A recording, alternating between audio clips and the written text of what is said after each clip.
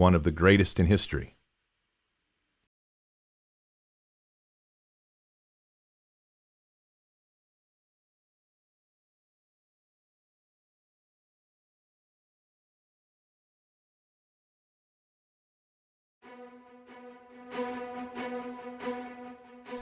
We have to have law and order. We have to respect our great. We have to have law and order. We have to respect our great people in law and order. We don't want anybody hurt. It's a very tough period of time. There's never been a time like this where such a thing happened, where they could take it away from all of us, from me, from you, from our country. This was a fraudulent election, but we can't play into the hands of these people. We have to have peace. So go home. We love you. You're very special. You've seen what happens. You see the way others are treated that are so bad and so evil. I know how you feel. But go home and go home in peace.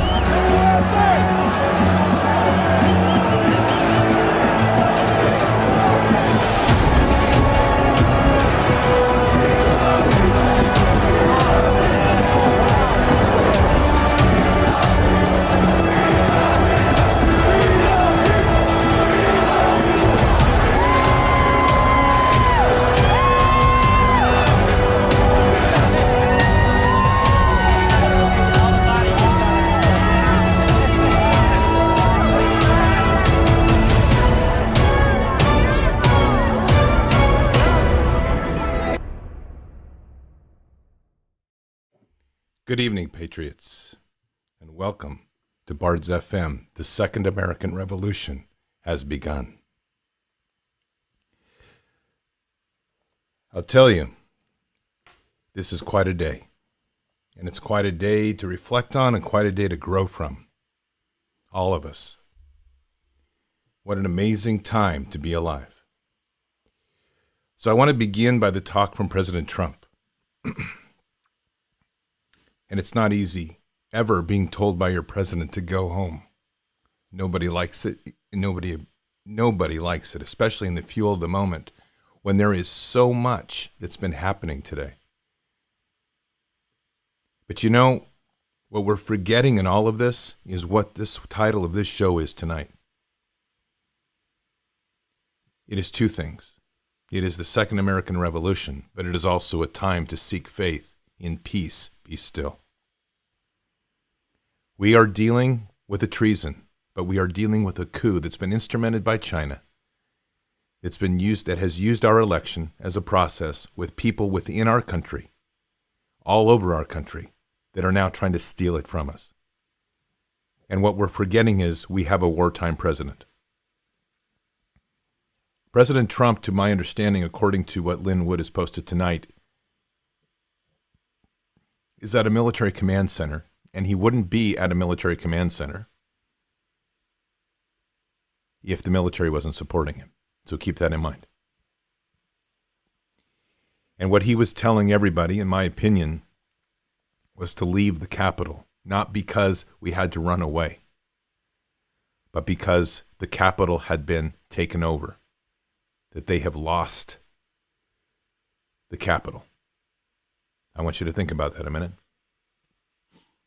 This is where we are. We are in the war.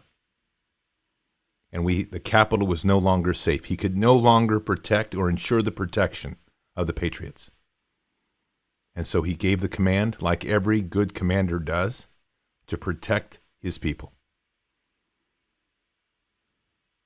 We are seeing in full view the level and magnitude of this treason that's now taking over our nation. And this is war. But we have to find strength in these moments, not to be angry, not to be fearful, but to be rock solid in our faith. My peace right now with President Trump is not whether I love him, frustrated with him. I love that man. I'm frustrated, like many of us, of this duration of what we've been through. In the moment, in the heat of the battle today, it was extremely difficult to see what the shots were being called, and it was very frustrating to hear his speech, and then later to hear him say, "Depart," because in the heat of that battle, we don't have clarity. But I've taken a lot of time to read through, talk to people, read through posts, read research in the last couple of hours. And I've taken a pause. And this pause is simply to look at the battlefield. He did the right call. He asked patriots to step out of a place that he could no longer be secure because he's not there. That should tell us all. Our country right now is being attacked from within. And what we have to remember is every face, every person that's been involved in this. Our duty, our responsibility is now to be relentless, to stand with our president 100%. All 80 million to stand with him. Not to walk away, not to get frustrated and throw up your hands and say it's all over, because it's not over. It's just begun, patriots. It has just begun. And our president is one of the greatest in history. And I've had my frustrations today, openly. But in the heat of the battle, like I say, we all have those. But in reflection of where we are, where he is, timing is everything. And if you think about the whole unraveling of events, we are now more unified, more focused, more determined to take our country back. Not because of him, but for him. What a big difference. And that's happened in one day. Even yesterday, we weren't there. But today, I'm telling you, the flames are burning, and we are ready. We are tired of it, every one of us. Now, with regards to the event that happened in the Capitol, because I have gone through so much stuff today about false flag, not false flag, here's the simple fact of it, patriots. Perception in this war is reality. That is all you have to hang on to. And if you're going to waste your time trying to prove, disprove, find out what it is, you're wasting your time on this damn fight. This is not a rabbit hole to go down. The way you deal with an event like today is you accept it for what it is, because we don't have time. We can do that later. Down the road, you can go down and dig into that. You can make all the proofs you want on whether it was a false flag or it was a real event. It doesn't matter. Here's what we are being told and all we can discern. That a woman, 4-tour veteran of the Air Force, was apparently shot in the neck and killed by Capitol Police, a Trump supporter, that then Vice President Pence condemned along with all the other Trump supporters and celebrated the Capitol Police's execution of this person. Get those words correctly, execution.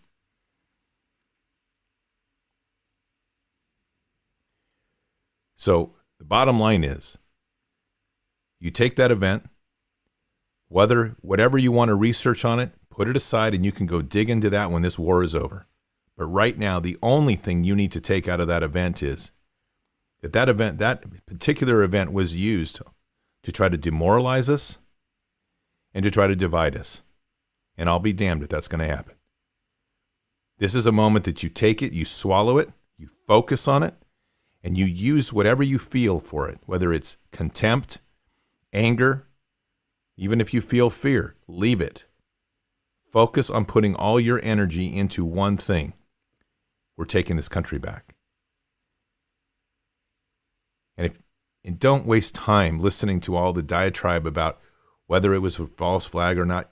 At this point in time, that sort of discussion, in my opinion, is as bad as those laughing about it and celebrating it, because it's taking us off target. Off target is one thing. Right now, we have a country that's being taken from us. Our unity is going to be the difference between success or failure in this mission. And our unity behind our president and our unity to stand with our military is where it's at. Things are going to be moving and are moving right now. But we are at war. And we are at war in our domestic, domestically, we are at war in CONUS. And it's a war being instrumented from those from without, but organized from those within. My guess is there is even elements within the military. There might even be a second military already stood up within our borders. I don't know, but I'm suspicious of some photos I saw tonight of the FBI in supposed FBI uniforms, tactical uniforms that were in the Capitol. And the reason I'm suspicious is one of those boys looks like a donut eater. I'm not buying it. There may be other people they've recruited in and may be wearing the same uniform. We're not going to be able to discern that right now. But the wisest thing the president told us to do was get out of the Capitol. And we don't know what counteractions are coming. And there's probably a doggone good reason he's told everybody to flee. So don't take those words. And even I took those words as irritant. I was very upset when I heard them. I openly admit it. But in reflection, it was the absolute right call of the commander-in-chief. Remember, we've sworn an oath to this nation. And in swearing that oath, he is our commander-in-chief, and we have to trust him. And I do trust President Trump. The one thing that we can't do is to keep leaning on him to carry this whole fight. And if anything comes out of today, it has to be that. That it is our time, our turn to stand up and be who we're supposed to be. Patriots. Patriots, that's the most important thing. And if we will hold to that, and we stay strong in that, we will take this country back without any problem whatsoever. Nobody can stop that passion.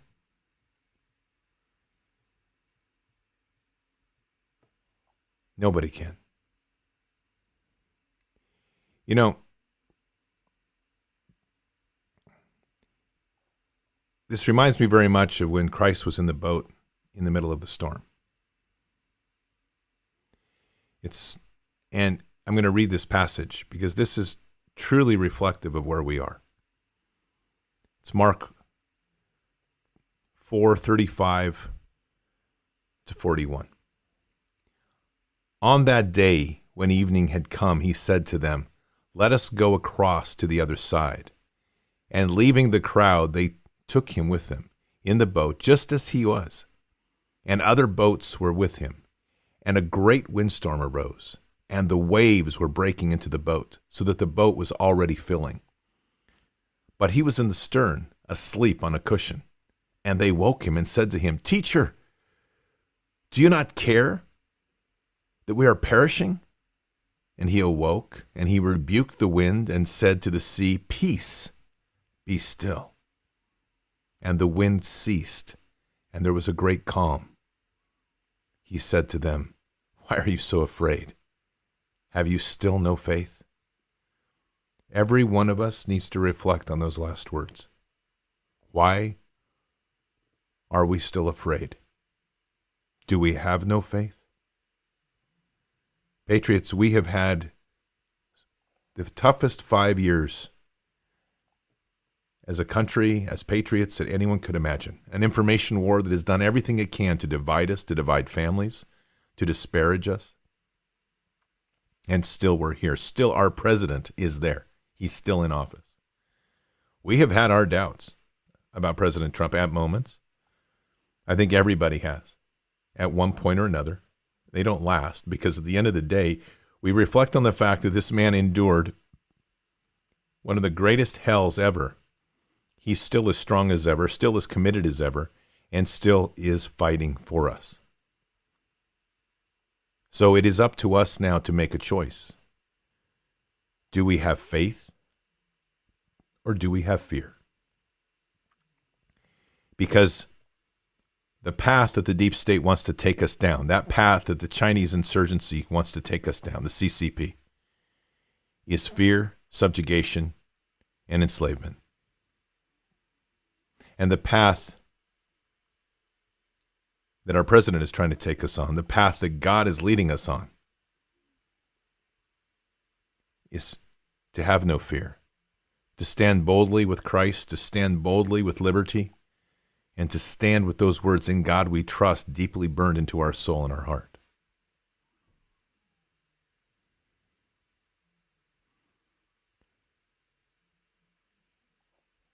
The thing that most people forget is when you do that, you don't become soft, you don't become weak when you stand with God. You become incredibly strong because you become fearless.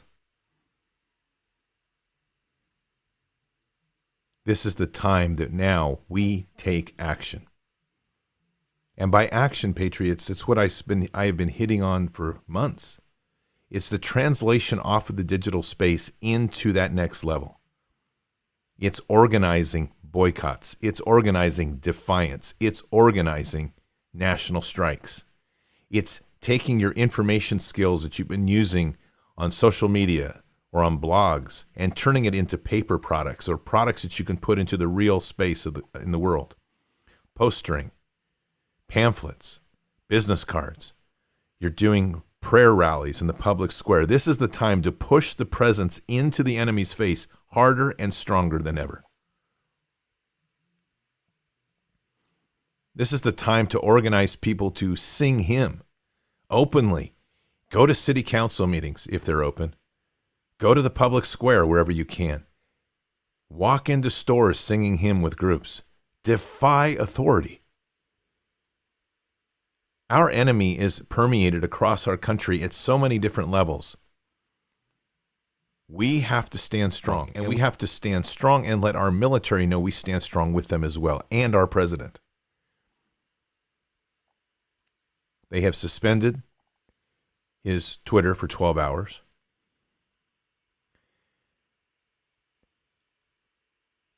And I'm sure there's some decode that'll fit that, and that's fine. But I'm not playing the decode game right now.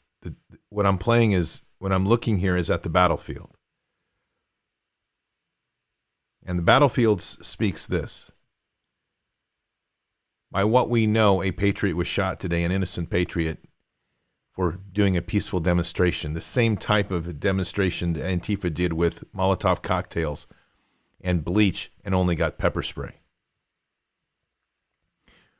We have a president who's warned us to stay out of the Capitol. Probably good advice. We know that we're watching our entire election process be led by Vice President Pence, the traitor, to try to take this country, along with McConnell and all the other dirtbags up there that are trying to walk us right off the cliff into Chinese communist hands. These are treason. This is treason and treason at the highest level. We can cower or we can stand. And I'll stand because I know that within me are those words so powerful that only Christ could bring them into me, which is peace, be still. That I, with Christ, can literally shake the world. And I know that if we, each of us, embrace that and trust in God,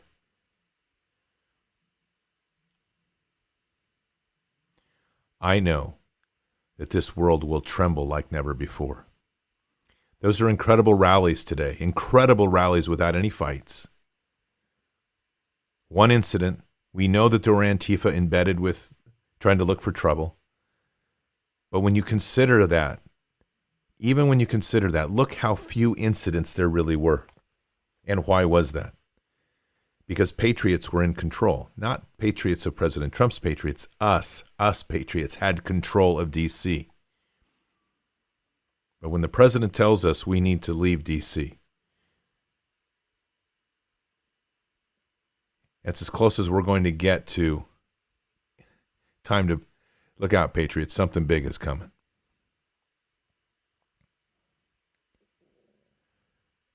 This is such a powerful time. And we have so much strength, patriots. And it's such a beautiful time to celebrate that strength with God. I think everybody knows this and should have this in their heart. Isaiah 6:8. And I heard the voice of the Lord saying, Whom shall I send, and who will go for us? Then I said, Here I am. Send me. Send me. We all should be there today.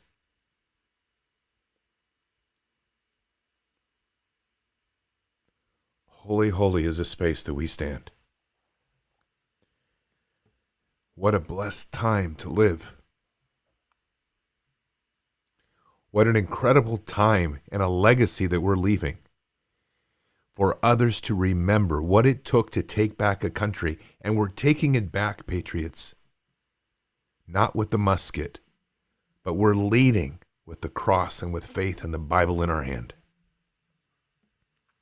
I can't think of a more blessed moment in life, in the history of humankind, than that.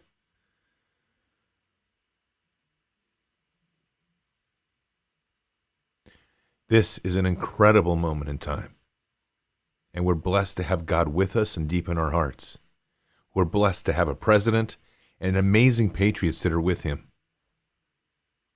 This is far from over. There was nothing lost today. There was everything gained. And it's in the middle of the chaos that it's often hard to see how much we gain. Truly difficult at times. Because in the midst of that storm, we're so focused on the boat filling with water that we forget all we have to do is have faith. And when we do, we bring in that force unlike anything known to man. Peace be still. Peace be still. The Second American Revolution is here. And we are fighting, and we are rising, and we're unifying, and our conviction to this fight has gotten deeper. Our unity has become incredible. There's 80 million patriots now that need to stand with our president, and we will. 80 million.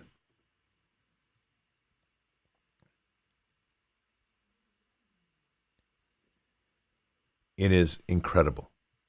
And so it is really a time, patriots, just whatever anger, whatever frustrations we have, to breathe. Our Father in heaven, hallowed by your name. Your kingdom come, your will be done. On earth as it is in heaven.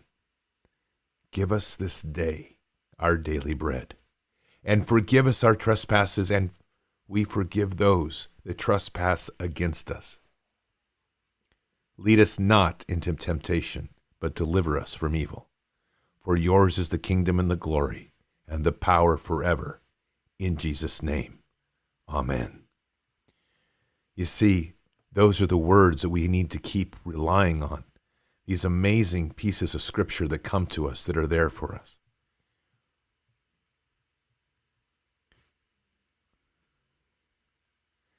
This is the time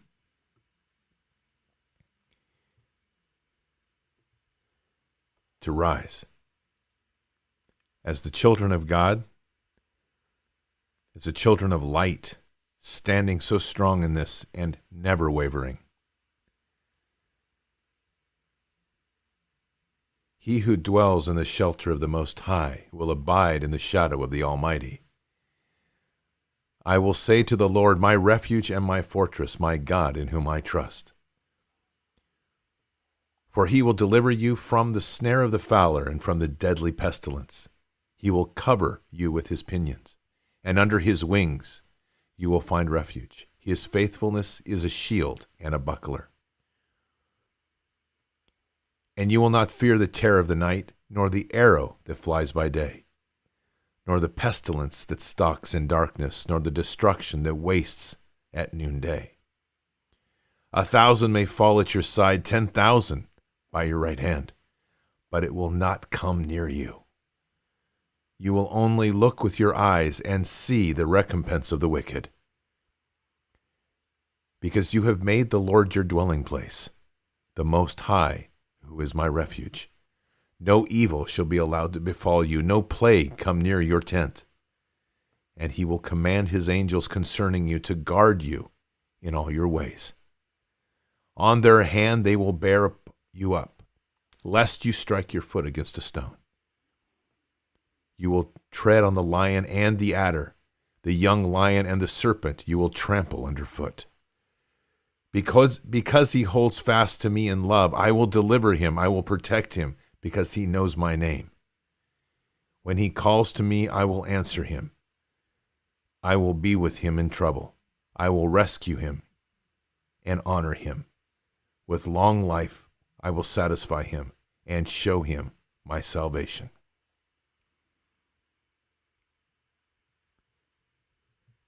Psalm 91. These are the things that we pull on today. This is the strength that we pull from.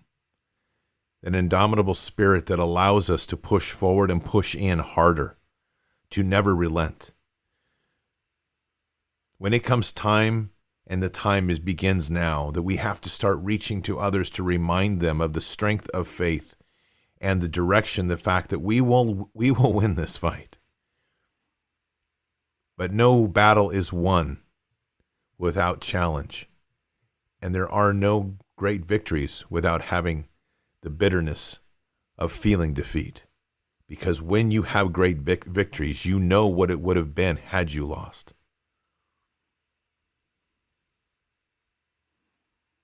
Cast your burden on the Lord and he will sustain you. He will never permit the righteous to be moved. Psalm 55:22.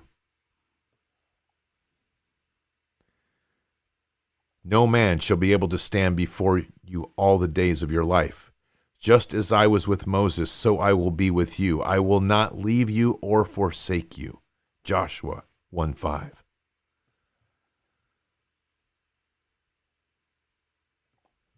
You see, Patriots, we have all the tools we need to win this. Keep your faith free from love of money and be content with what you have, for he has said, I will never leave you nor forsake you. Hebrews 13:5.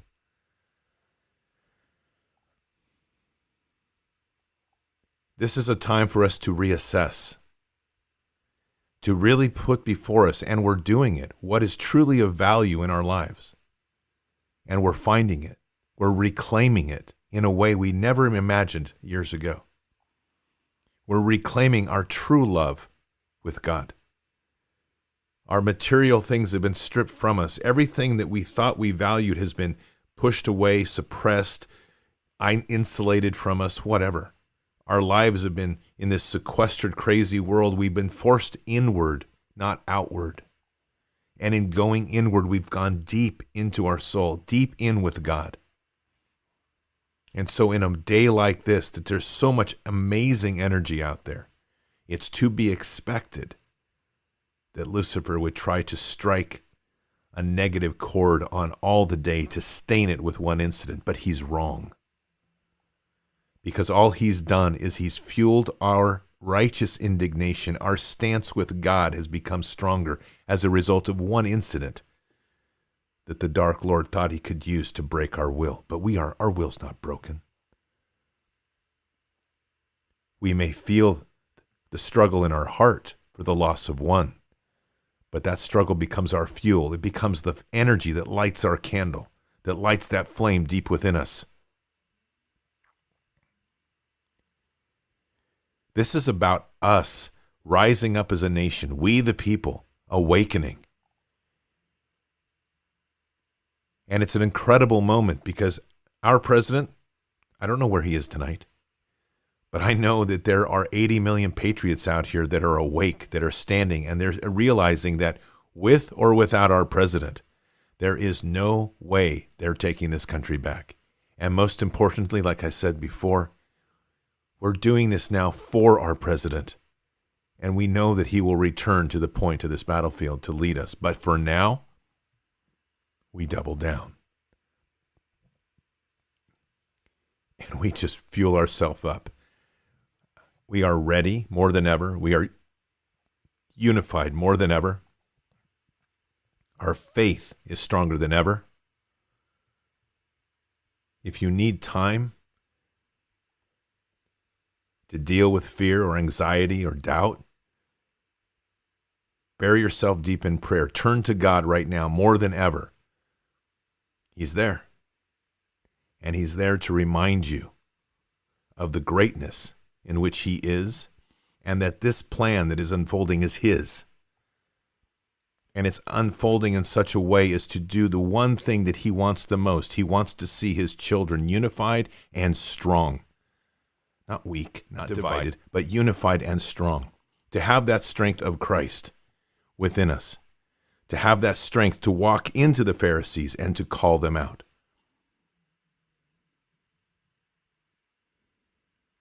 To have the strength of Moses to stand before the Pharaoh and letting God work through him to bring about the plagues.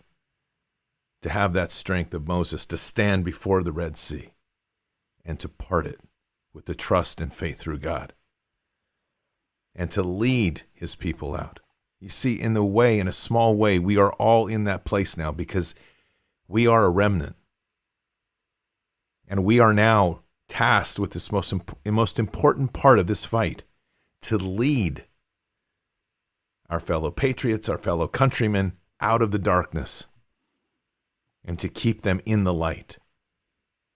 And we can only do that having seen at the very edge of almost losing this nation. We literally have witnessed it now.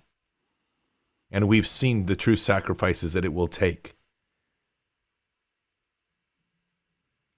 And we know that there's been one man up there for 4 years, President Donald J. Trump, who has taken those slings and arrows.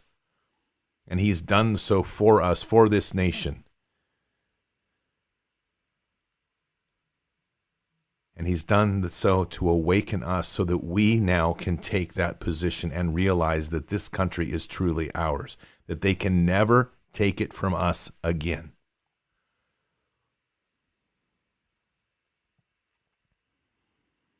We are free.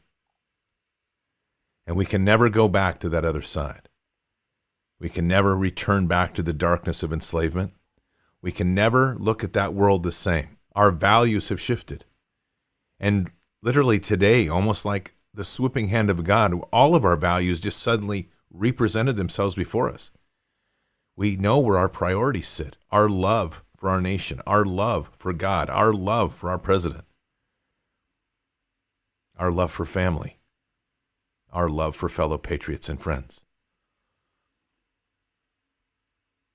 And all of those key words there were love, not hate, not division. It's a passionate agape love. It's a love for the creation of things. And it's now awake in all of us.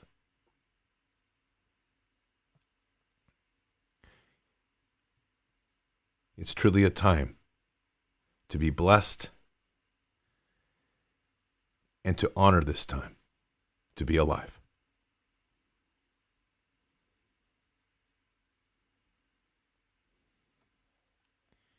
Ephesians 5:15-21.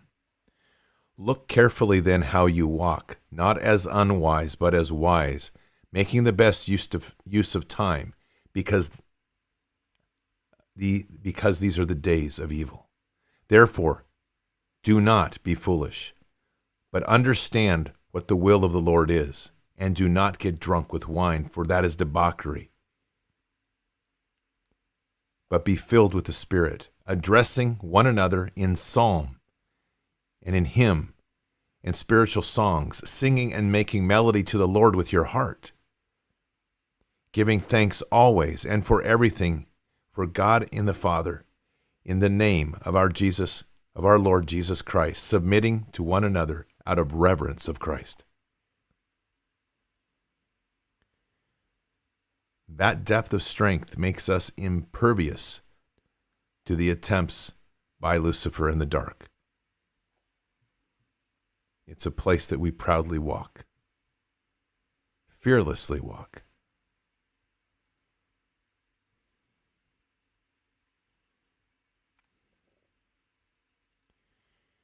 Proverbs 21:31, the horse is made ready for the day of battle, but the victory belongs to the Lord.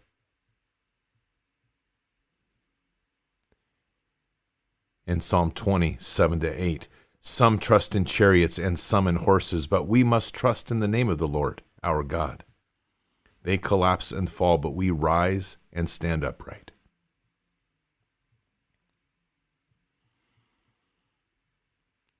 It is important, patriots, for us to acknowledge that we have probably, in so many ways, misled ourselves from at one point or another, that somehow this would be an easy ending, and we should know better. Faith is a difficult walk, but it's a way of literally transforming the world. And when we walk tight with God and we listen, we rise to be the legend of the army of Jericho, Joshua's army. And right now we're in one of those tours around the city. And we're singing hymn, and should be. And we're praising God. And it's that intensity, that focus in prayer, that unity, that strength that comes from that. It's literally shaking the walls. And it's not the physical walls, patriots. It's the virtual walls of power that we're literally tearing down. They're fully exposed now. Consider what happened today and over the last 2 months, and prior to that, the last 4 years. It was a blind that we couldn't see through. We didn't know where the depths of this evil was. Now we know where it is everywhere. It's fully exposed. These walls that they've been hiding behind have collapsed before us. And today they came tumbling down.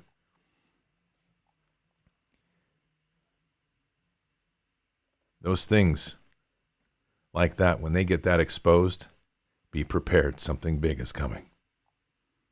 And our role is never any lesser. It's only greater now moving forward because we have been shown the truth.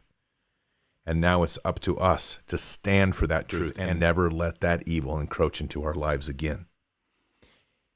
And equally, to use that light and that power of gospel to extend the hand of peace, but to stand firmly on our side, not to bow over to them, but to simply offer them the extension of where to go, because they ultimately must make the choice we already have.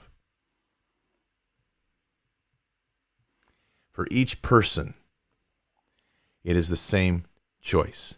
Enter by the narrow gate, for the gate is wide and the way is easy that leads to destruction, and those who enter by it are many. For the gate is narrow and the way is hard that leads to life, and those who find it are few. Matthew 7:13-14.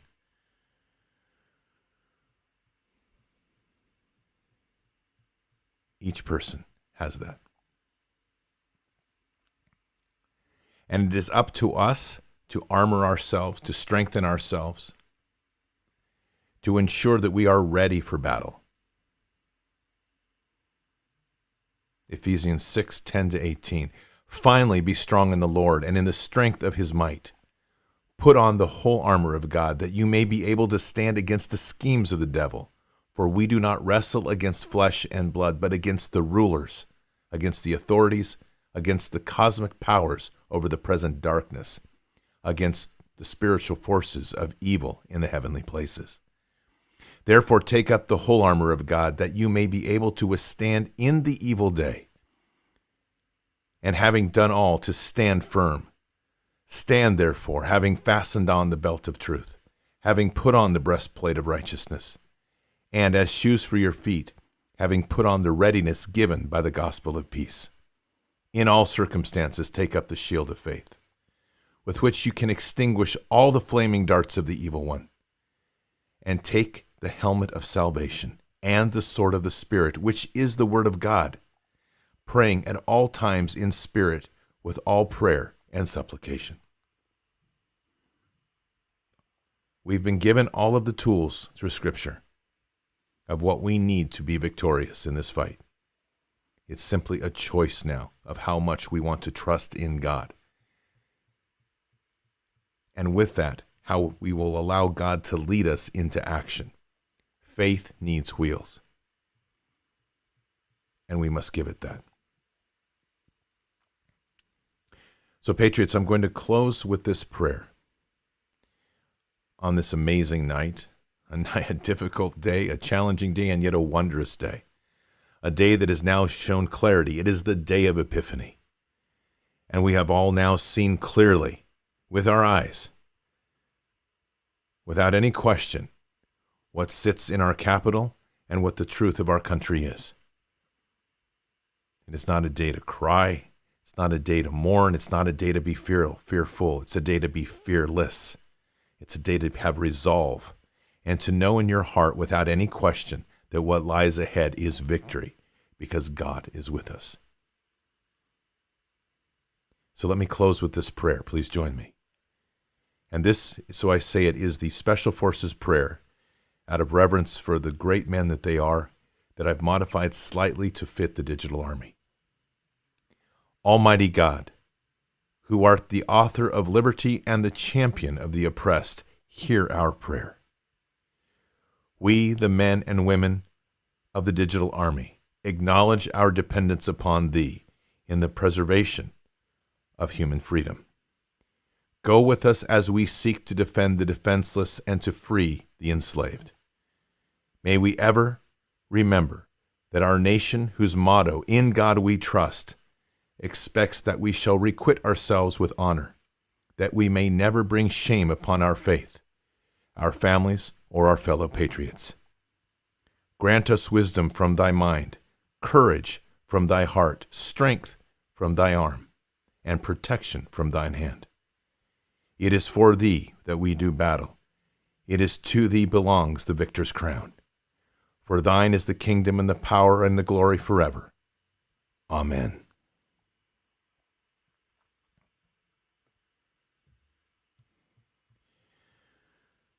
What an amazing day. So, Patriots, I'm going to close this evening with a bit of a slideshow and some music. I'm going to wish you all a very blessed and peaceful night. And I'll see you tomorrow morning for Political Theology at a normal time, 9:45 Pacific, 12:45 Eastern. Until then, head up, eyes forward. Never bow to evil, never relent, and never back down.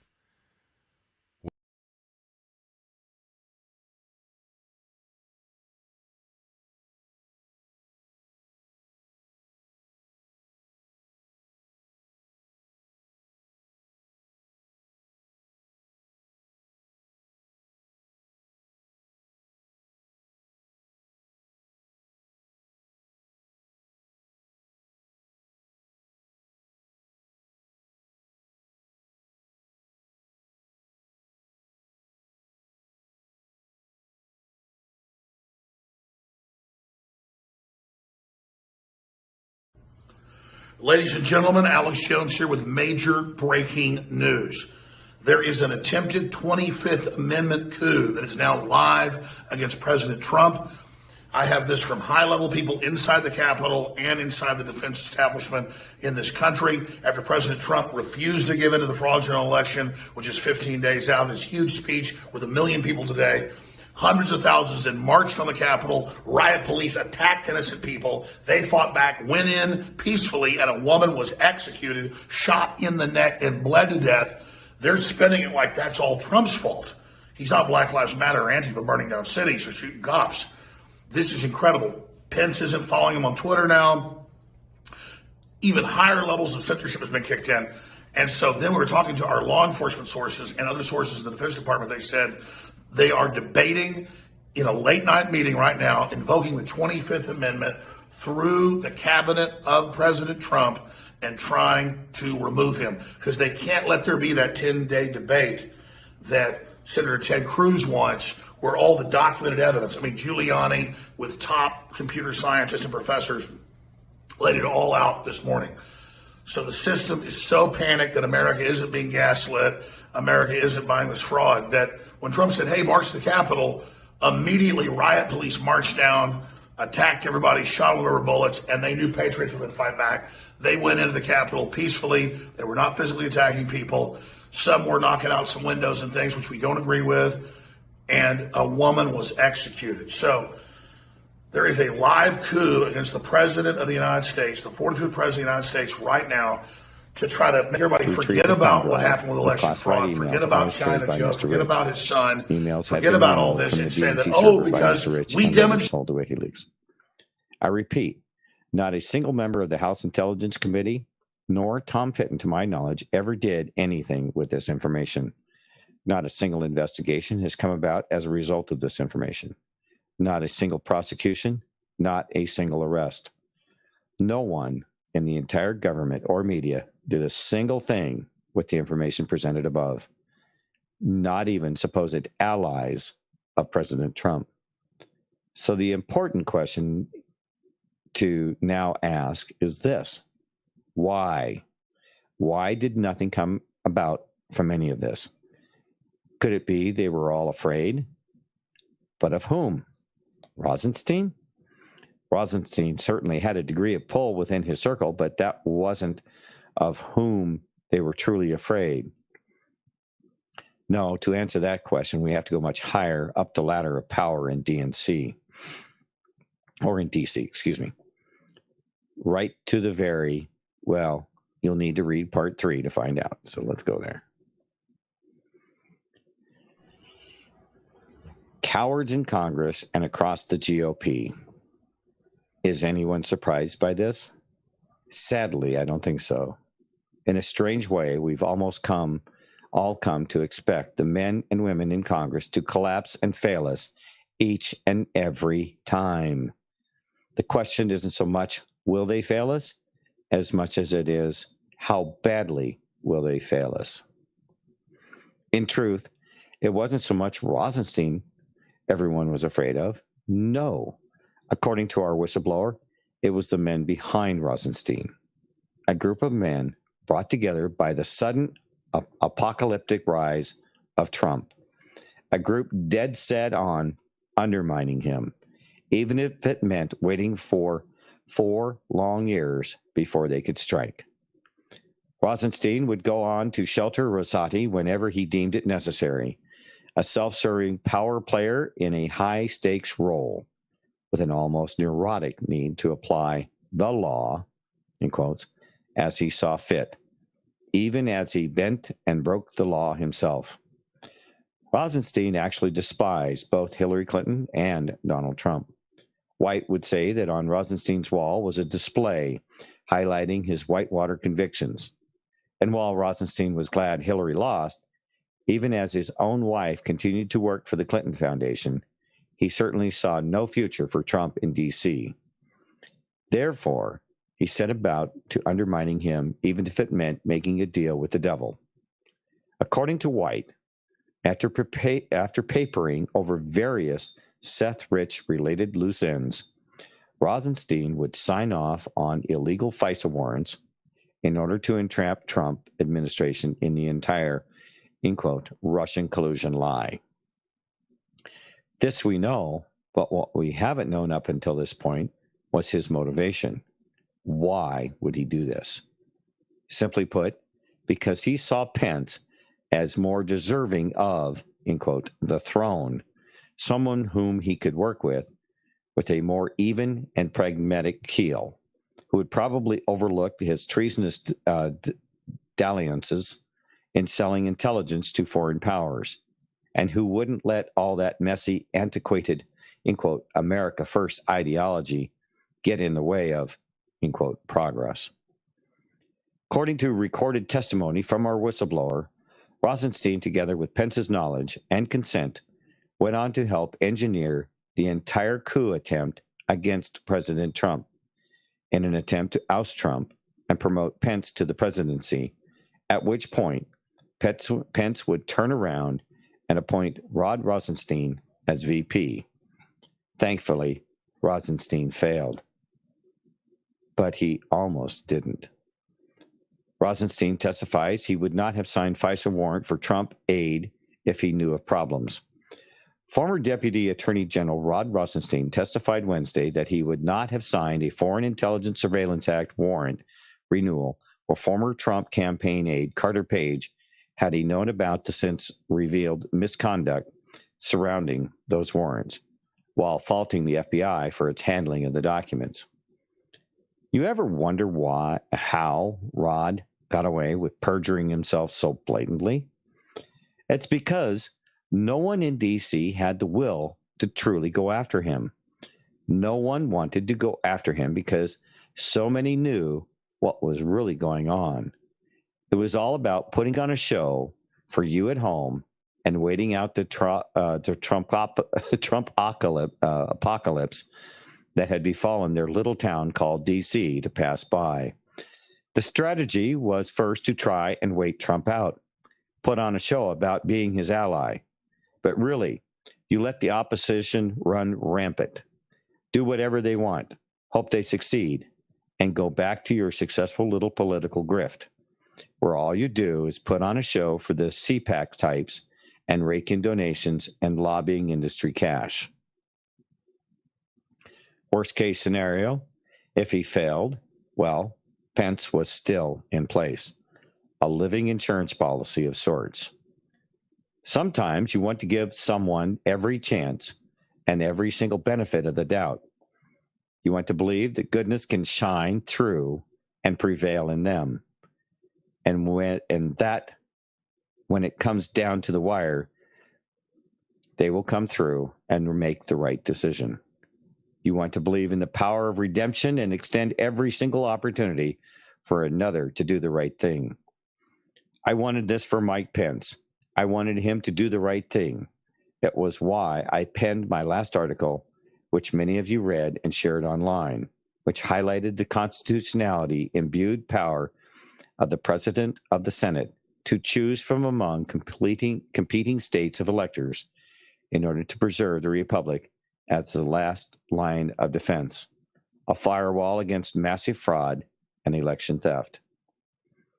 Sadly, despite being told by my sources in Washington that Pence himself read this article and initially appeared to agree with it, it seems that Pence has decided to back away right as we come to the precipice that he will refuse to save this republic and has in actuality now planning to betray President Trump at the final hour.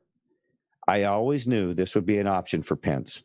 Should he really desire to betray Trump, all he had to do was keep his cards close to his chest, pretend to be an ally, and then flip at the last possible second in order to run out the clock and prevent Trump from being able to respond at all. This is what's happening now. This is where we are at, with a man closest to the president who, according to our whistleblower, secretly agreed to participate in a coup against that very same president, set to determine the fate of that same president by getting to decide which slates of electors get counted in this, the most fraudulent election to ever take place in the history of this country. And this is why I must now write the most fateful sentence I have ever dared to write, the kind of sentence I had always hoped to avoid. But in the face of evidence I now see, the situation in which we find ourselves, I must write it all the same. I hereby call for the immediate arrest of Michael Richard Pence, 48th Vice President of the United States, for treason. Patriots, you are all in D.C. today for a reason. Make it count. And maybe now this all helps explain why Pence got an envelope too. And that's the end of that is Neon Revolt and his article that he released this morning in 3 parts. Comments from everyone. Should be enough there to chew on for a little while.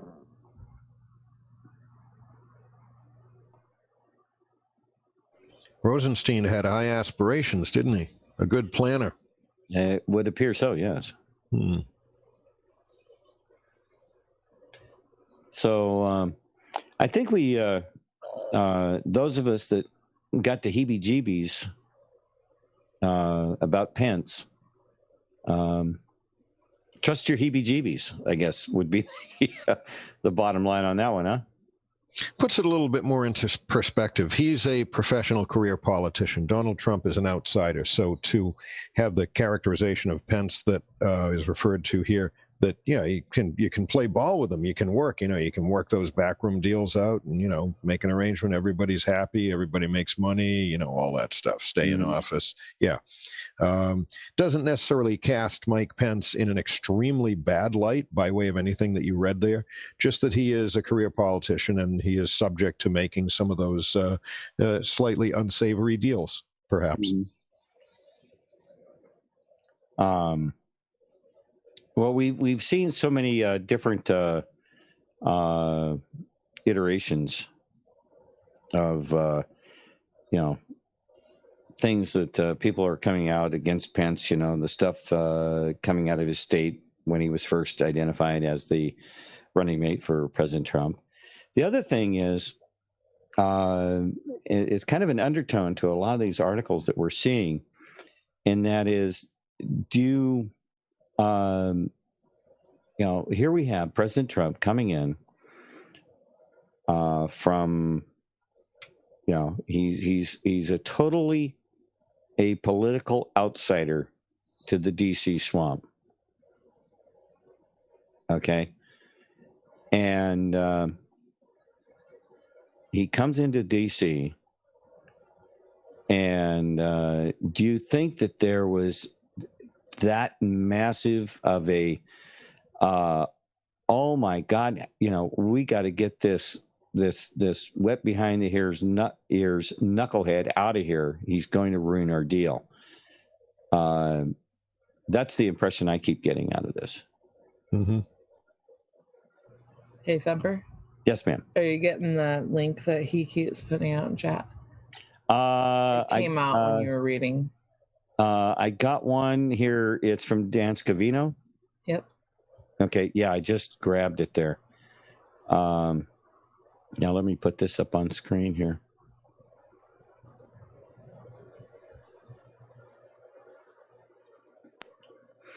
Yeah, Dan Scavino, statement by President Donald Trump on electoral certification.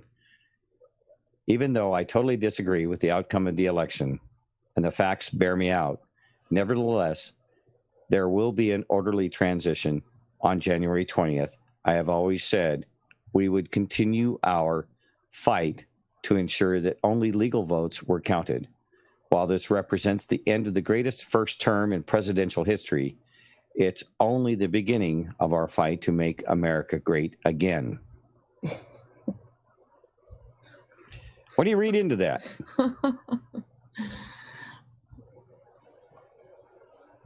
I read into it that he's admitting to nothing.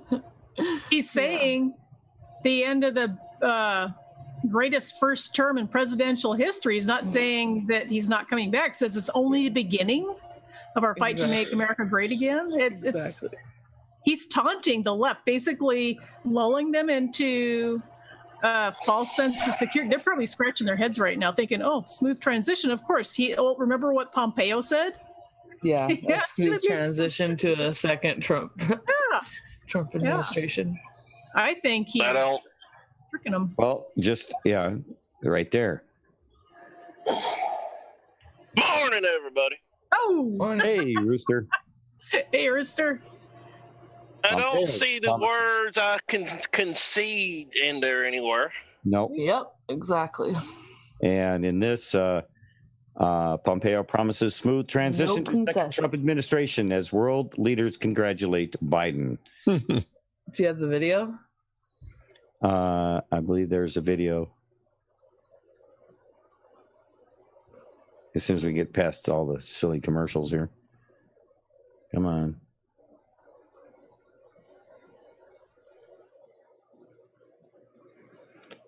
Oh, for crying out loud. Come on. Yeah, Karen Malikian was like, I thought they stopped too after Pennsylvania. They said they finished for the night. Exactly. That's what I thought.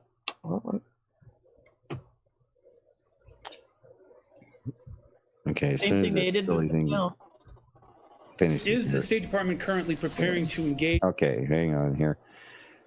We'll see what happens when we get this thing up full screen. Just a second here. I'm going to stop the share and resume. Usually is the best way to do this. And here we go. All right. Listen up, folks. With the Biden transition team? And if not, at what point does a delay hamper a smooth transition or pose a risk to national security? There will be a smooth transition to a second Trump administration. Right? We're ready. The world is watching what's taking place here. We're going to count all the votes. When the process is complete, there'll be electors selected. There's a process. The Constitution lays it out pretty clearly. The world should have every confidence that the transition necessary to make sure that the State Department is functional today, and successful with the president who's in office on January 20th, a minute afternoon, will also be successful. I went through a transition on the front, and I've been on the other side of this. I'm very confident that we will do all the things that are necessary to make sure that the government, the United States government, will continue to perform its national security function as we go forward. So you believe there's widespread voter fraud, that the reports that we're getting from Pennsylvania, from Michigan, showing vote totals in massive leads or significant leads with 99% reporting are going to be overturned, and that the United States failed to conduct a fraudulent free election? Rich, I'm the Secretary of State. I'm getting calls from all across the world. These people are watching our election. They understand that we have a legal process. They understand that this takes time. I came out here today and talked about important foreign policy issues. This is now the third question. The most important thing that's happening in this country right now. I'm wondering. Yes, ma'am. Go ahead and ask your question. I'll give my answer. What kind of guidance are you giving to American diplomats on how to characterize the results of the presidential election? And also, this department frequently sends out statements encouraging free and fair elections abroad. Yes. And for the losers of those elections to accept the results, doesn't President Trump's refusal to concede discredit those efforts? That's ridiculous, and you know it's ridiculous, and you asked it because it's ridiculous. Look, the truth. You asked the question, yes, ma'am. You asked the question. If you will permit me to answer it, you asked a question that is ridiculous. This department cares deeply to make sure that elections around the world are safe and secure and free and fair, and my officers risk their lives to ensure that that happens. They work diligently on that. We often encounter situations where it's not clear about a particular election. We work to uncover facts. We work to do discovery to learn whether, in fact, the outcome, the decision that was made reflected the will of the people. That's our responsibility. It's what we try to do along with partners all across the world, along with OSCE inspectors, to make sure that those elections were free and fair. We want every one of those votes to be counted in the same way that we have every expectation that every vote here in the United States will be counted too. It is totally appropriate. The United States has an election system that is laid out deeply in our Constitution, and we're going to make sure that we get that right.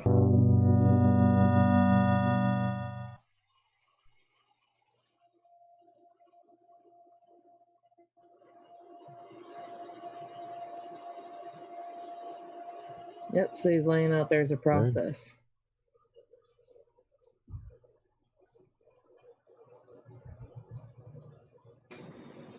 Sorry about that, guys. All right.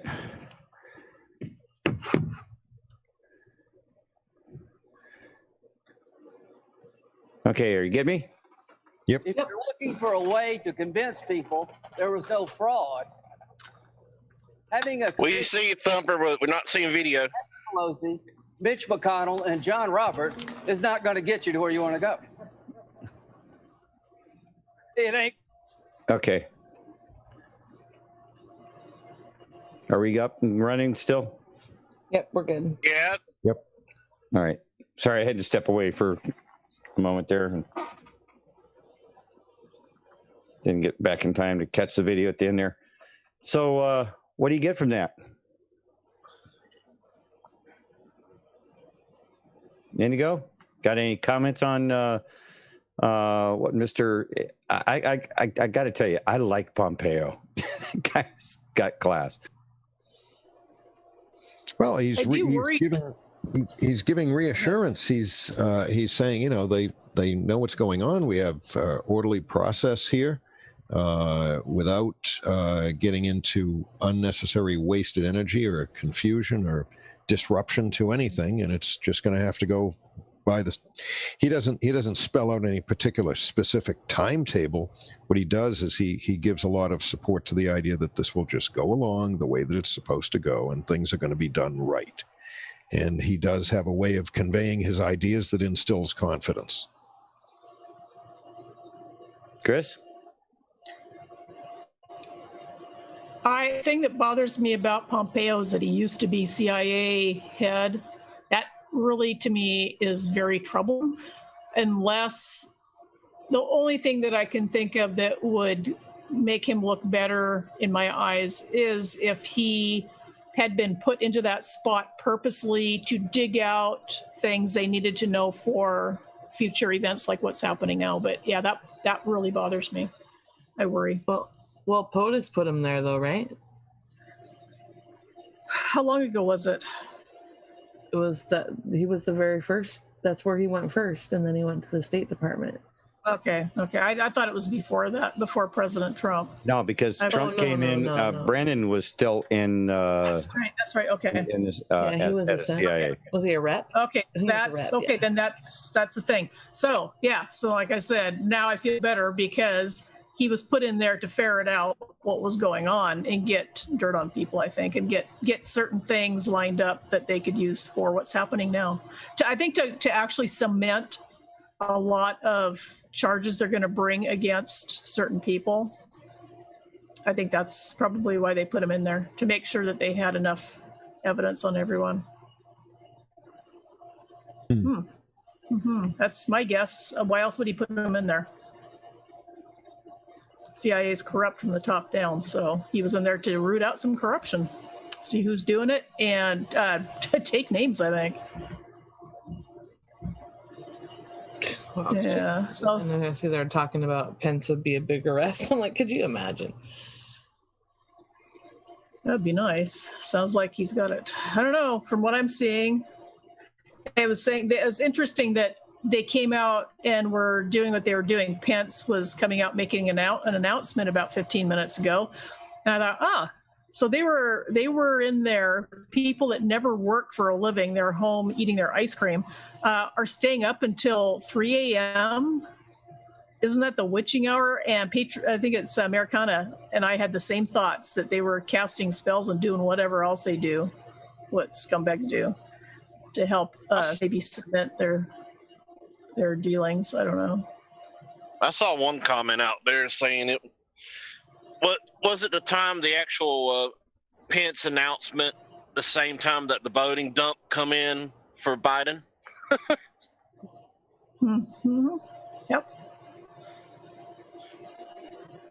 Yep.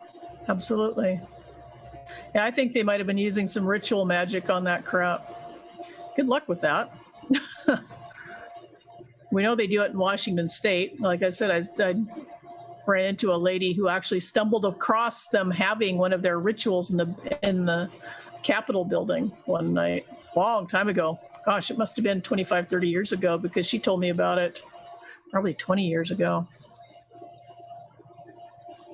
What a great place to do that, huh? Right in the Capitol building, of all places. Yeah. Yep, pulling all the demons in, getting all their power going. Maybe that's why you have rotundas. I don't know. Might have been designed that way. It's hard to say. Yeah, it looks like D3MO's YouTube stream is down at the moment. Yeah, it's been down for a little while. Hazel came in a while back and said it was down. Yep. Did they have a blood sacrifice? I think they did. Who died in the Capitol today? Didn't somebody die in the Capitol? It was a blood sacrifice as far as I'm concerned. There was blood spilled in the Capitol. There was. And they mention it. Mm-hmm. What do you think? On a day like this? Yeah. Question about that lady. Did we ever figure out what her MOS was in the military? I've not heard of what it was. Somebody said she was high up, like a special, not special forces, but special intel or something. I haven't got absolute confirmation on that, but they said that she was too high up to have done what she did. She would have known better. I said it didn't make any sense. I don't know if that was true or not, but that's what I got. Somebody said she was an Air Force pilot. Jocko Flacco saying she was a pilot. But she was Air Force. Security officer. Yeah. SIG 13 says security officer. Can I show you guys something?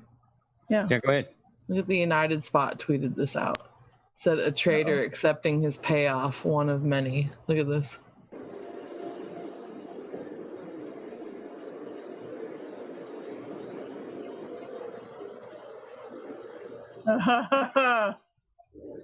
Son of a bitch. Dang. He's in the club now. Who gave it? Hey, did you see they just bumped elbows at the end? That's a challenge coin. Look at her, yeah, look at her. It looked like a challenge coin, but who was it from? This guy right here. Who is that? Who is it? Yeah, who's that guy? He spoke.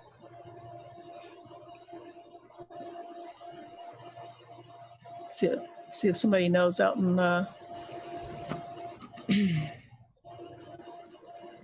nobody's saying who he is. I saw him speaking tonight. I thought I did. I can't think of who he is. Oh gosh, because I didn't know who he was, and somebody told me. Somebody says, "Oh, that's so and so." Their stupid masks.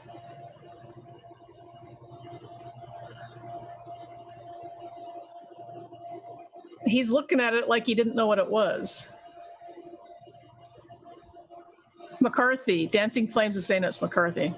A Judas coin, yeah, one of the 30 pieces of silver. McCarthy. No, it doesn't look like McCarthy. No. I don't know what any of these people look like because I haven't had TV for so long. That's not McCarthy. It's for sure not McCarthy. Yeah, he's amongst his people now. Look at him being all buddy and rubbing elbows, getting pats on the back like a good little dog. Not McCarthy. They're saying not McCarthy. Pence applauded Loeffler after she backstabbed POTUS. I mean, the backstab was predictable, but not the applause. Yeah, I guess they all applauded each other when they closed shop. Yeah, I'm going to put that link out in the chat. Yeah, Chazatron said Nancy and Pence were whispering during the State of the Union. Yeah, they were. That's just another arrow in their quiver, right? Yep. I think, he might be higher up than we realize within their group. He might be the one that, like Lynn was saying, he might just be somebody that's going to step up, because we know that they can get rid of Kamala anytime they want because she doesn't qualify to be in the seat. And they already said they're going to get rid. Joe Biden said, "Oh, if we have any arguments, I'll just step down, let her take over." So, yeah. I love this disclose. Oh, I'm sorry. I thought you were done talking. I like this disclosed TV was talking, just basically put what the statement said. Then you got the first comments that says, Pompeo has already told us about a smooth transition to the second Trump administration. So what's the news? It's like the peaceful transition to a second term will be even more historic. Or orderly transition to Trump's second term, you mean? He didn't mention Biden once. Keep going, Patriots. That's right. That's right. Got to read those. That I noticed that the post that Scavino put out was very strangely worded. And I thought, I think I need to read this a little closer. Yeah. I think it was really meant to give those guys, give them a lull, thinking, oh, well, he's going to go for it. It's like, yeah, whatever. So if you really think of it, his first term was fraught with a lot of rocks thrown in his wheels, right? Yeah. So if we want the second term really to go well and to really, allow the full scope of, a better philosophy of life in America, then a lot of these forces have to be immobilized. Otherwise, it's just going to be more of the same. So why would you want to do President Trump, why would you want to sign up for a second term of more torturous frustration for another 4 years, unless you're going to be able to really use this time right now to do this full exposure, throw out that net, pull in the bad guys, and make the second term really the great term? Yeah, well, not only that, but he's got to clean them out, because after he's out of office, we need to have fair voting. Or else we'll never be. I mean, they'll just turn around and do this all over again as soon as the election cycle comes around. They have to, everybody, clear down to the local levels, have to be rooted out. Absolutely right. Otherwise, Nope. this would just be a temporary reprieve from, it would be bookended by corruption on both ends of it, you know? Right. Mhm. Yeah, I'm well, gonna throw out something that I've considered here, and that is, okay, we have what we call our corporate government, that government that was instituted basically in 1871 with the Organic Act of 1871 or 1879 or whatever it is. It's late. It's been a long day. Anyway, with the Organic Act is when they incorporated the government, and they adopted the Constitution as the bylaws, blah, blah, blah. You've heard me run through this 1,000 times, I think, probably already, and probably getting sick of it. But that corporate government is what has been it's what has allowed all these unconstitutional departments and expansion of our government into these non-authorized, per the Constitution, the original de jure Constitution, to come about. And we believe that earlier this last year now, President Trump put the basically the stake into that Organic Act and all of the other documents went along with it, certain treaties and things like that. And that was part of his trip to England. And the very obvious way he conducted himself in England, being in the, I believe it was in the chair to the right of the Queen, which would indicate that he was in the position of power and she wasn't. The subsequent review of the guards when he walked out in front of Prince Charles, and all of those things that everyone was saying were highly either highly inappropriate or appropriate for the person who was actually was in authority. All right. So now what we have is what is the current deficit that we're running? How many trillions of dollars are we? Is the corporate government and the Federal Reserve behind on? It's in the 20 trillion range, isn't it? And soon to be much, much higher than that. All right. Especially with this new spending bill that they're handing out money to, God knows who all over the world. 27.7. 27 $0.7 trillion. $0.7 trillion. Yeah. All right. So we just signed this massive, massive bill, which, the Federal Reserve is backing, supposedly, sending all this money out all over God's green earth, and can't find more than 2 pennies to rub together to give to people in this country that are in desperate need because of the whole COVID-19 scam that's been going on. Now, as I've studied this whole thing for probably a good 15 years, we have to transition back to the original base rule of law, which is the original Constitution, up until the point where they initiated the corporation. And from that point further, all of our representatives to our government are now sitting there as a officer of the corporation. When you get to that point, when you get to that idea of their corporate officers, are you not an officer of the court? Are you not an officer of a corporation? Are you not, you're a police officer we had all these, we had marshals. When did we start using officer in our law enforcement in our courts? You're an officer of the court. And if you go through the NLA filing that they just filed, it explains a lot of it. And I read that on my show this morning. So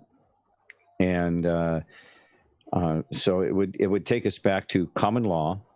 The original Constitution was designed to work with common law courts, common law juries, grand juries, and what have you. And if you look at that NLA document that we read this morning, it really does spell it out very, very nicely, because number one, founding fathers never intended for us to have income taxes, property taxes, all these things. A tax is a tax against you, and it's a slave tax. Let's just face it. It's a slave tax. Any taxation that, other than, like, say, a consumption tax, an import tax, and things like that, but a tax directly on your property, which also includes land you own, your personal property, from your spoons and knives to your salt shaker, all the way to the money that you earn is your property. And anybody that can come in and lay a tax on that is basically enslaving you.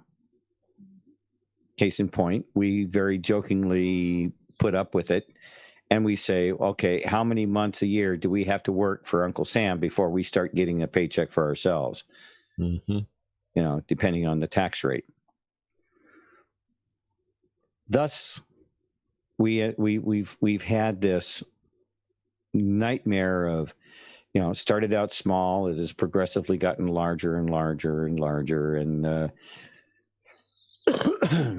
has anybody seen an actual tax ever deleted? We're just going to put this in place. We need to raise some money, and then we'll stop it. That's never. I don't know if there's any point in history where there's actually been a tax that actually went away.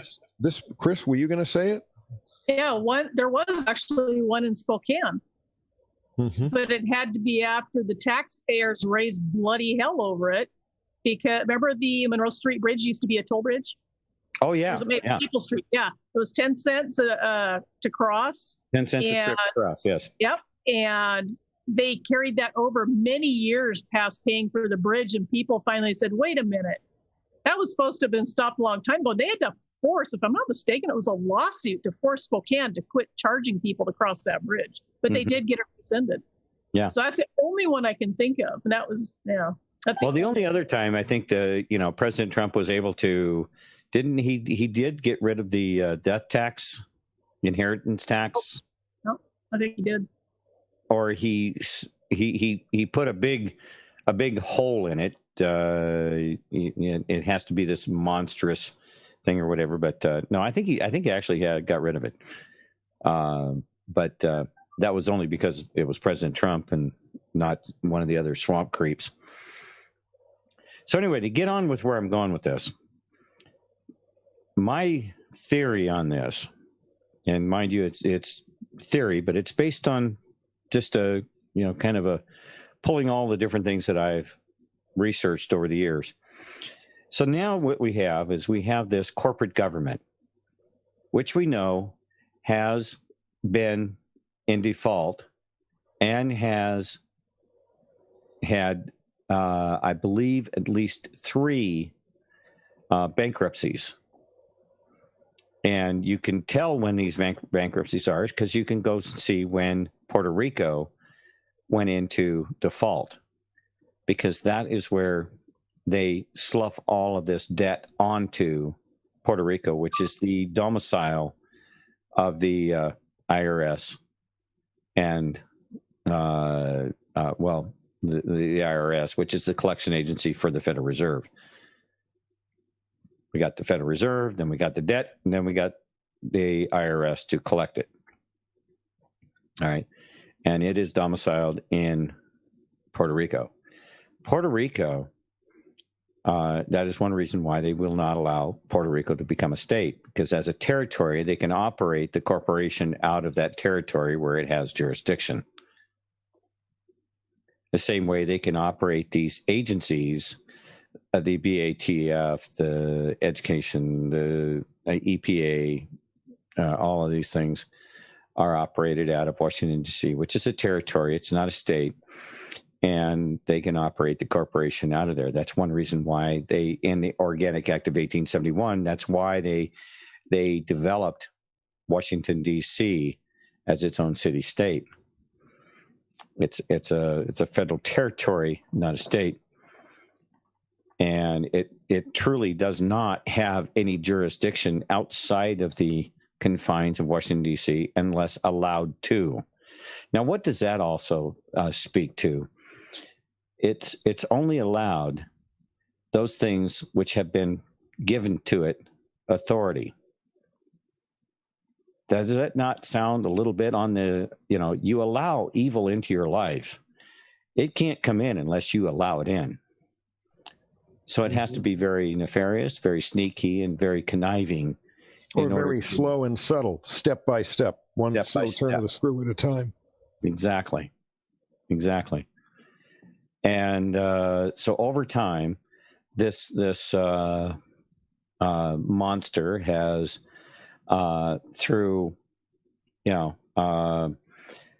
the hang the carrot. We'll give you some money if you do this, and all of these things, and at the same time,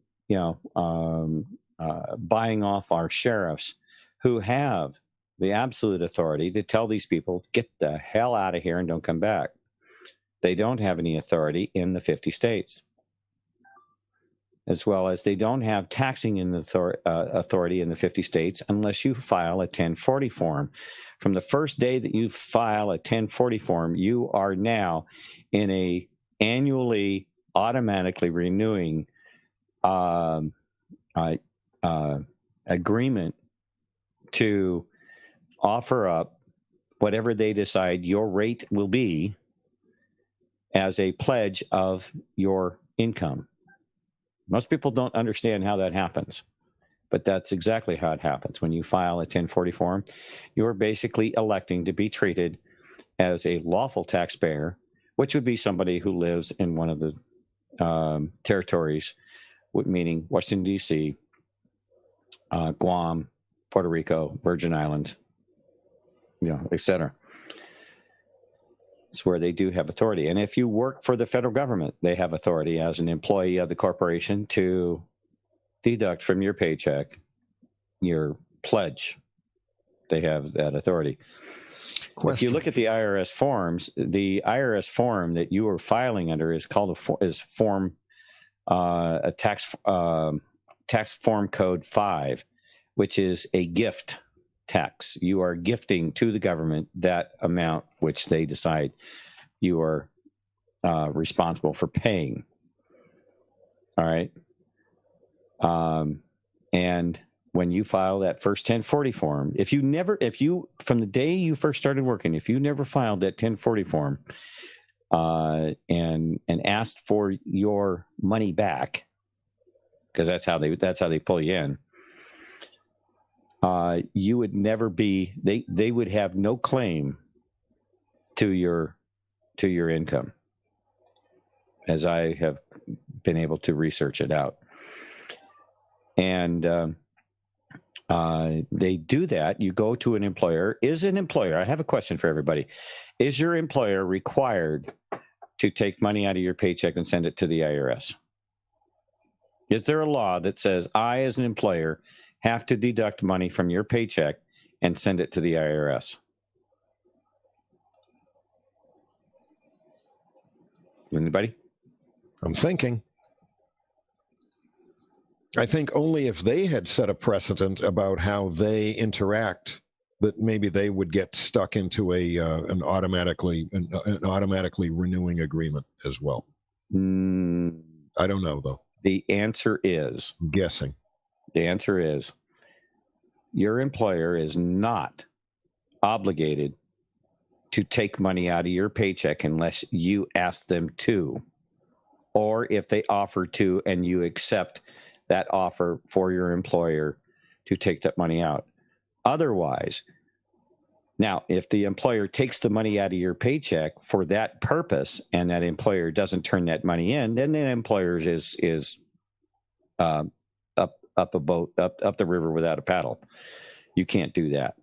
If you take the money out of the person's paycheck and do not turn that money over to the IRS, you're in trouble. However, if that employee comes in and tells that business, the HR department, do not take any money out of my paycheck. I will take care of my taxes myself. And they deduct nothing from your paycheck, that employer cannot be held responsible. It is your responsibility as the taxpayer to handle those things. So if you go in and you take and you tell your employer, stop taking that money out of my paycheck, put it all in there, I'll handle it. And there's actually some forms that you can actually sign to say, don't do that. That employer has absolutely no obligation whatsoever to force you to pay or to, make your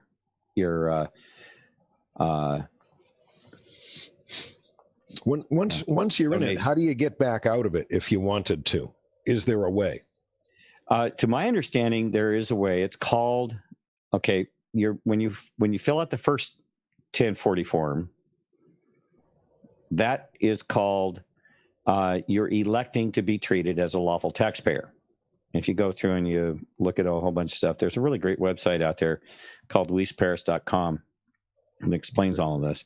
When you file your first 1040 form, and that's usually after your you've gotten your first job, you filled out your little W-4 form or whatever it is, saying, okay, I've got 2 exemptions or whatever.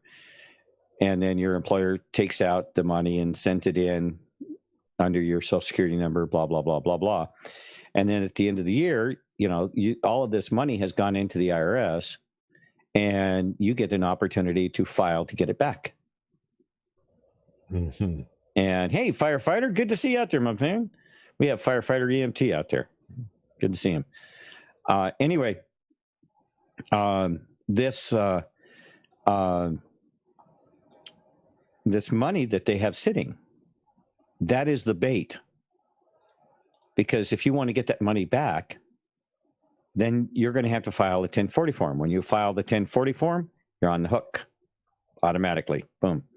It's not written in the fine print. It's very, very difficult to find the fine print and then decode it, because it is very, again, just like any other legal spell casting, as I call it, because that's really what a lot of this legal language is a bunch of spell casting, designed to make it very hard for the average person to really understand what did that actually say. Right. So what they've actually done though is they've taken your money, and if you want to get it back, you file the 1040 form. Well, in that 1040 form, you are now on the hook, and it's renewing until you understand how to extract yourself from the whole mess. There's been several different people, a lot of people have tried different means, and you have to educate yourself very, very much. But what is very important to note is that, again, going back to our court system and what was very plainly put in that document that I read from National Liberty Alliance this morning, these courts, what they did was when they incorporated our government, they took our common law and mixed it with equity law. Oh. And they put it together, and now it's called civil law. Okay. And the problem is, we, the people, we, the persons, the individuals, we are held to common law. That's God's law. where equity law is commercial law, business law. It's the law of the city, the law of the state. All right. And so when they did that, they set up courts of equity. That is one reason why there is not a single court in this country that does not have a tax ID number. Did you know that? I didn't know that. Every courtroom in this country has a tax ID number. What would be the good reason for having a tax ID number? They're there to fleece you. Yeah, that opens their doorway to be able to receive money. And for the government, for the IRS. Because if you have a tax ID number, that's how they know how much money. Their court fleecing system is fleecing from the American people who are subjected to these equity law courts or civil law courts. And it's one reason why the pushback against common law courts. Because once you have common law courts, you actually now have a court system that is designed to handle person-to-person issues. So since you're really fluent in this, much more than I am, if from the time of the founding fathers to the point at which a whole lot of this structure began to become built, what was the period of years? And was it 100 years? Was it, around the turn of the century? When did a lot of this start to come about? Or was the beginnings of the structure there even very early on after the founding documents? Well, as you know, there were several attempts by the central banks to get their meat hooks into the United States. Yeah. And, Andrew Jackson was one that pushed back against it, and they vilified him horribly. He might not have been the greatest man alive or whatever. You don't know, because the bankers have been the ones to manipulate his legacy moving forward. Based on that, he stood in the way of that, at least. He did. And that's one reason why his portrait is in the office of POTUS 45. Yep. But that's all part of this Babylonian, Luciferian money system that is out there, that has been rolling along and inching, ever so closer to total world domination. Is kind of the bottom line. And when you go back in the history, where are all your corporations? They come from the Holy See, that's SEE, which is out of the Vatican. The Vatican is basically where all corporations are given their authority, basically. And then they set up the triangle, which was Vatican, London, and Washington, D.C.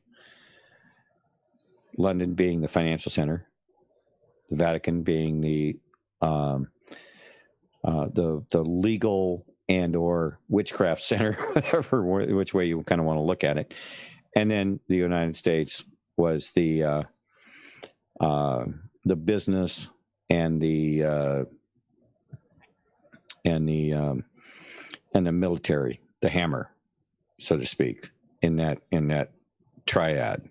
Would it be too much of a stretch to conceive that due to with the growth and expansion of the federal government, that it was the bankers, the banksters, or the corporations that somehow behind the scenes were promoting and perpetuating and extending that growth of the federal government? Because at the beginning, it wasn't like that. Originally, the purpose of the federal government was to organize the states and provide for the national defense. Mm-hmm. It was pretty simple then. But what caused this growth? And of course, then once it grew more, I know I got a multi-level question here.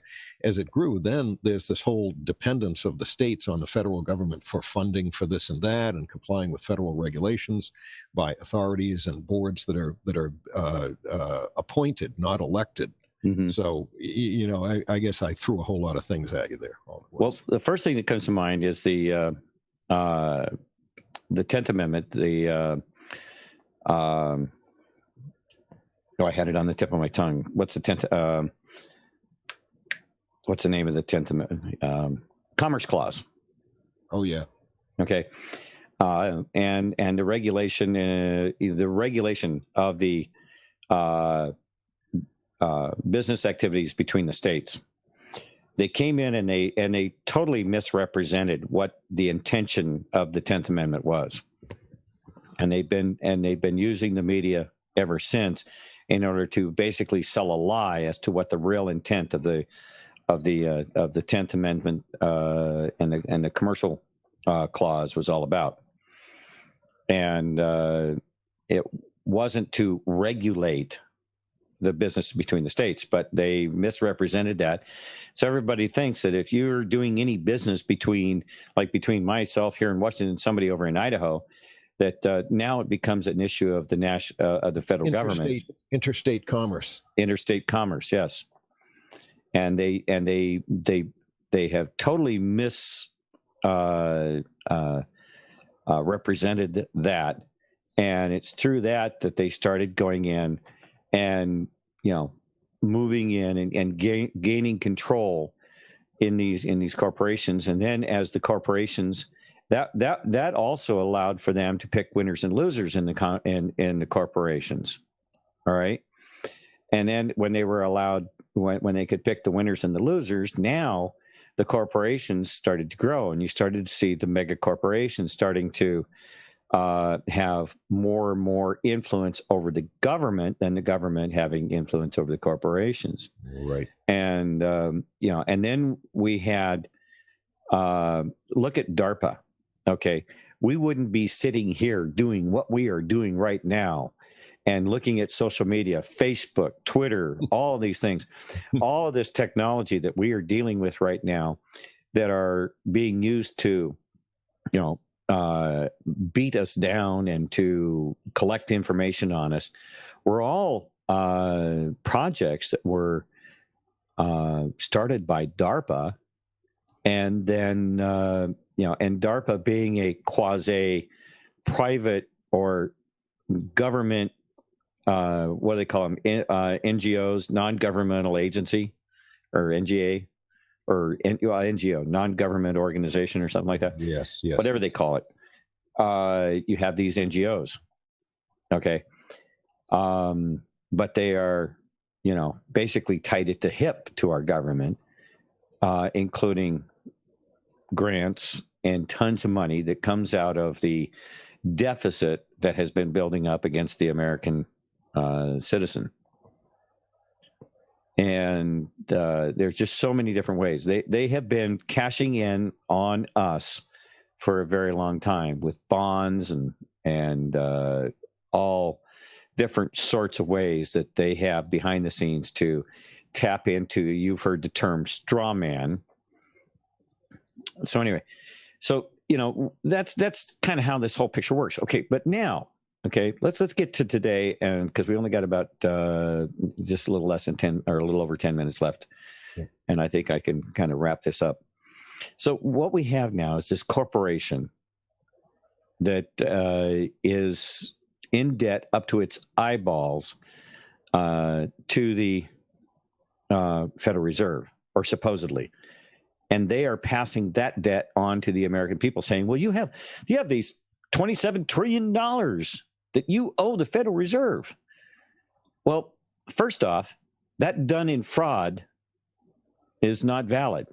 Any law that's passed in fraud is invalid. Everything that they have done ever since they incorporated our government is invalid, because what they did was they were usurping the primary, the top law, that is we the people. Our Constitution starts out with we the people. That is an unalienable rights. That means you cannot do anything to those rights. Nobody has the authority to, because we recognize that those come from God. God is above everything. You can't usurp God. Doesn't work out. Right. Like that. Pisses him off. All right. So anything that they have done that is in violation of the original de jure Constitution, as a lot of people like to call it, is invalid. So everything that they have done since 1871 is invalid, or 1879. I think it's 1879. Anyway, ever since the Organic Act. Anything that does not fall into compliance with the Constitution is invalid. It never was valid. And once you go there, it unravels so much of all of this. So now, let's bring it all the way forward. If we believe what President Trump has been trying to do ever since he came into office was to basically get rid of the Organic Act and any contracts that Organic Act implied that the United States was part of, and then basically shut down the corporation or take